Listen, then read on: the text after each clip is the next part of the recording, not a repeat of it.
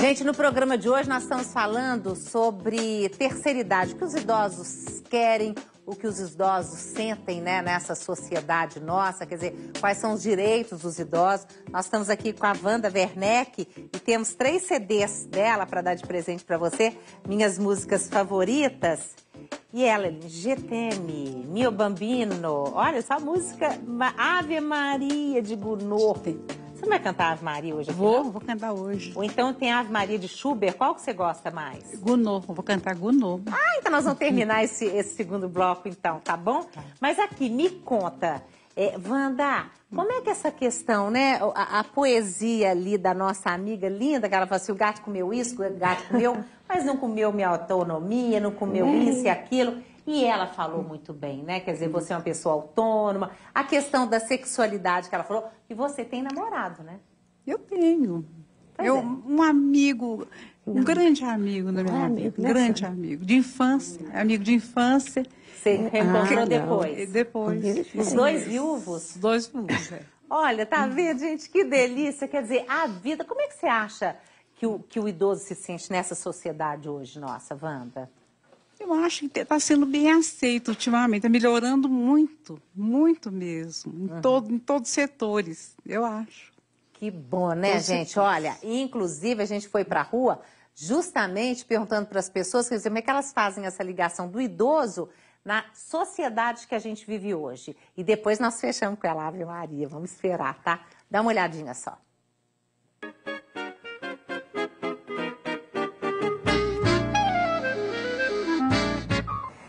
Ela menospreza, de um modo geral, o idoso, principalmente nos órgãos públicos, que o idoso tem preferência, nos ônibus.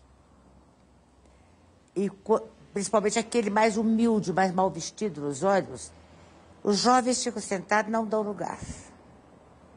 Eu já passei experiências dessa, que não quiseram ceder. Eu sentei no colo dele, aí ele criou vergonha e saiu. Assim como eu já cedi o meu lugar para pessoas machucadas, com muletas, que eu estava sentada, deu lugar para elas. E o jovem ficou sentado.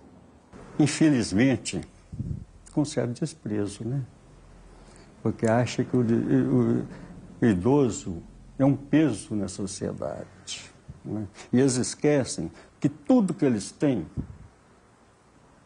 o idoso que deixou para eles, né? Que produziu há uns tempos atrás para eles, né? Se tiver um idoso no meio, ele é o último a ser ouvido. Normalmente, o que ele fala nem sempre é levado muito a sério. Pois é, gente, olha, inclusive tem a participação da Alessandra Lê, ela fala que os idosos são muito desrespeitados na nossa sociedade, principalmente nos locais públicos, ainda aqueles que não priorizam os idosos nas situações previstas em lei, que é assentos, filas, etc. e tal. É uma pena a gente ver. Agora, adorei essa senhora que foi e sentou no colo, né? Até o senhor estava falando assim, teve atitude, né? A senhora quer falar, dona Edneia? Falar que o que eu, idosa, o que eu resolvi? Voltar para o banco da escola. Estou estudando, estou na FUMEC, acho uma maravilha. E uma coisa que eu estava pensando hoje é que você aprende um pouquinho, o seu horizonte abre. Mais do que... E o meu horizonte tem mês perdido de vista. Então, eu não quero parar. Enquanto tiver perninha e cabeça... Eu vou estudar, eu vou embora, eu vou para frente. Ou seja, a senhora tem desejo. A senhora tem vida, né? E não deixar essa vitalidade morrer jamais. A vitalidade do corpo e da mente. Vamos embora. É isso mesmo, é trabalho. Ah, gente, agora, deixa eu entrar aqui. O Wilton Mourão, ele falou assim, olha, eu vejo as culturas orientais e as indígenas que evidenciam a experiência dos mais velhos e penso que os valores são mais definidos e respeitados. Não há necessidade de leis para proteger os idosos, pois eles são a lei. É lógico que se deve valorizar a inovação, mas... Gente, ele tem inteira razão. Pena que nós estamos num país que não é assim. E não é só o Brasil, não, né? Depois a Marta Bosch falou assim, olha, eu acho estranho os velhos serem tratados diferentes. Eles têm que, sim, que serem tratados com respeito e dignidade, mas sem ser diferentes. Nada de clube de terceira idade, etc. Nós vamos chegar lá também e eu quero fazer e ir onde eu quiser, mas sem ser discriminada. Tipo que está velha, tipo... Agora que eu entendi, o que essa velha está fazendo aqui? Exatamente. Foi isso que ela disse, né? Que acontece, né? Mas você quer falar, querida? Ela está falando de atitude. Eu entrei, ainda era só no chiqueirinho, não tinha o cartão azul de passar na roleta, não. Aí uma adolescente, fingindo que estava linda, que estava estudando, que estava dormindo, eu cutuquei e falei, escuta aqui, filha, você vai pagar sua passagem? Claro que eu vou, você acha que eu vou andar de graça? Falei, não, calminha, me dá seu cartão e eu passo, você pode ficar aí, me dá seu cartão que eu passo lá para trás. Na mesma hora ela levantou e foi para lá. Então, eu acho assim que a gente tem que ter atitude sim. Com certeza. Agora, senhor Deu, o que o senhor acha, hein? O que o senhor sente? O que o senhor acha que está faltando para o idoso? O que o idoso quer? Olha, eu acho que falta para o idoso é mais uma assistência dos governantes. Eu acho que os nossos governantes têm um desprezo muito grande pelos idosos. Remédios, local para se divertir, até uma atividade com mais boa vontade. Uhum. Então, mais espaço, mais né? espaço. Nós estamos com muito pouco espaço na nossa cidade. Eu arrumei essa brecha, por exemplo, de trabalhar no SEAP, graças a minha ex-nora, meu filho, meu genro. Mas o senhor trabalha, até perguntei para o senhor antes do programa começar, só porque o senhor quer, porque o senhor quer se sentir útil, ou porque o senhor está precisando de um dinheirinho a mais? Os dois. Os dois, né? Eu acho o trabalho uma diversão. Eu aposentei, tem 25 anos que eu estou aposentado. Então você ganha um trocadinho a mais e se diverte na rua. Porque lá no SEAP... Você faz o quê, o trabalho do senhor? Eu faço serviço de rua, faço serviço bancário, faço serviço de cartórios. Office doce. Eu sou office boy. Ah, tá. Vem cá, ele está falando dessa questão de direito. Aqui tem isso tudo no estatuto. O que você fala para o idoso que está em casa e fala assim, seu Deus, tem razão sim. Exato. Quer dizer, o que as pessoas podem procurar? Ô, gente, a primeira coisa que nós temos que entender que falar de direitos começa dentro de casa, né, Roberta? A sociedade começa o quê? Dentro do nosso núcleo familiar. Às vezes eu deixo de ir na reunião de condomínio. Eu estou abdicando de um direito quando eu deixo de ir na reunião de condomínio. Então, para a gente cobrar um direito, igual tem no Estatuto do Idoso, que o Estatuto do Idoso, gente, ele fala, primeira coisa que eu tenho direito à velhice. Eu tenho direito a envelhecer, eu tenho direito à educação, eu tenho direito à saúde, eu tenho direito a comer, eu tenho direito à Mas habitação. quando ele vai num posto de saúde, não consegue um atendimento, como é que ele faz? Isso, quando ele não vai no posto de saúde e não consegue atendimento, ele vai lá na Conferência Estadual do Idoso, que acontece hoje, e vai brigar para poder cobrar, junto com os governantes de município, de estado e governo federal, propostas de que seja executado o Estatuto do Idoso, que seja executado essas leis. Igual hoje, no resultado de conferência, nós tivemos mais de 60 propostas que estão indo para o governo federal e governo estadual, que foi o idoso que escolheu, o idoso que definiu. Então, ele vai lá, ele reclama para poder fazer o quê? Com que o governo desenvolva políticas e crie fundos para poder ter esse direito a essa saúde, a essa educação. Inclusive, Roberta, como resultado de conferência, a gente teve a criação de um fundo estadual do idoso, que é um avanço em política. E o que isso é na prática? Então, na prática é o seguinte, nós vamos ter mais dinheiro para poder investir em ações para a pessoa idosa, porque nós não temos. Por que nós não temos, Roberta? Primeiro, não se falava de velhice. Segundo, não se fazia um planejamento de velhice. E outra coisa, na década de 60 até a década de 80, a gente vivia num país de ditadura, não podia falar nada. O idoso agora que começa a abrir boca... E eles estão participando, né? Muito. Agora, você está falando, o idoso vai lá e participa da conferência, mas a conferência está acabando hoje, né? Acabou hoje. Acabou hoje. Onde que o idoso pode procurar ajuda, sem ser na delegacia do idoso? Olha, gente, delegacia do idoso é quando você quer fazer uma ocorrência. Sim, justamente. Tá? Por isso que eu estou te perguntando. Isso. Nós temos instrumentos para poder acompanhar esse idoso. Então, nós temos no município uma maravilha que aconteceu de conferência, Roberta. Nós temos mais de 300 municípios mineiros com Conselho Municipal do Idoso. Então, procure na sua cidade o Conselho Municipal do Idoso. Se você precisar, nós da Coordenadoria Estadual, nós estamos disponíveis para fornecer... Como é que faz contato com vocês? O contato da Coordenadoria é pelo e-mail. Acho que o pessoal vai colocar na tela aí, né? Que é o cepid@social.mg.gov.br e o telefone em Belo Horizonte é 31-3916-8002. A gente passa essas informações. O instrumento que eu tenho, primeiro, eu tenho um conselho municipal, onde eu posso fazer denúncia, onde eu posso reclamar se um órgão público não está sendo eficiente para atender o idoso. Eu tenho aonde também o Conselho Estadual do Idoso, aqui em Belo Horizonte, na Rua da Bahia. Não vou ter o telefone disponível, eu posso disponibilizar depois. é onde se o seu conselho municipal não funciona, você vai para o conselho estadual. E hoje nós temos criada, como resultado da última conferência, da segunda conferência estadual do idoso, que aconteceu há 3 anos atrás, a nova Coordenadoria Estadual de Políticas para a Pessoa Idosa, a qual eu sou diretora. Então, foi um avanço.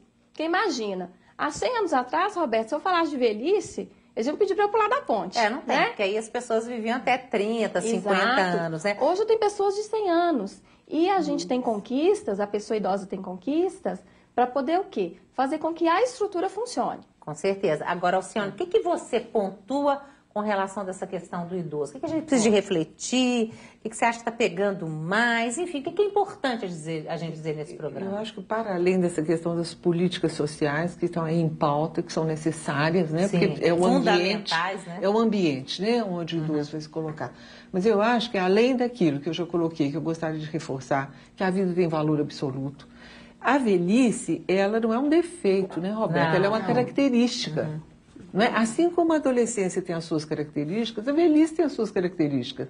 Então, o idoso, ele não deve ser visto como alguém à parte, mas alguém que participa de uma forma diferente.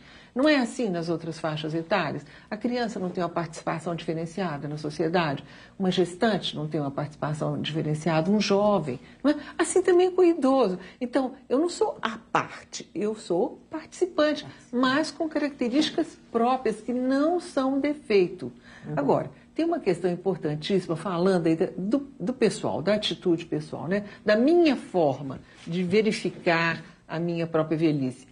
Olha, primeiro, não ter vergonha da minha velhice, porque muitas vezes a gente recebe na clínica pessoas assim, praticamente se desculpando, porque são idosas, não é? Oh, você vai me desculpar, eu preciso de uma cadeira assim. Ou, às vezes, no núcleo familiar, como você falou, o idoso, olha, eu sou aqui esse velho que estou dando trabalho para vocês, eu não queria dar trabalho para vocês. Uma certa vergonha social e pessoal que é realmente de se lastimar, porque é na velhice, e ele falou muito bem, né? Se eu consigo chegar na velhice, né? E a gente ouviu também pela entrevista falando, se eu consigo chegar na velhice, eu já sou, de alguma sorte, vitorioso. Então, é nesse momento que eu vou validar a minha experiência de vida. Eu estou validando a minha experiência de vida. Ele mesmo, Roberta, ele se discrimina. Nós tivemos o Fórum de Longevidade a semana retrasada, e uma das questões do que se fala atual de velhice hoje, gente, é intergeração. É desde o pré-natal até a fase de velhice. E ter o direito de falar velho. Eu sei, gente, mas as pessoas idosas às vezes se discriminam. Mas não é tão fácil, é por causa de uma história, né? Uma história social, todo um olhar da sociedade que, nossa, está incomodando, puxa, já não produz tanto. Isso. Bom, de que tipo de produção que nós estamos falando? Você estava falando lá das questões, né? Você leu aí do Oriente, das sociedades primitivas que valorizam o idoso pelo simples fato dele ser idoso, dele ser longevo, né? No nosso caso, a gente vai precisar de fazer uma adaptação.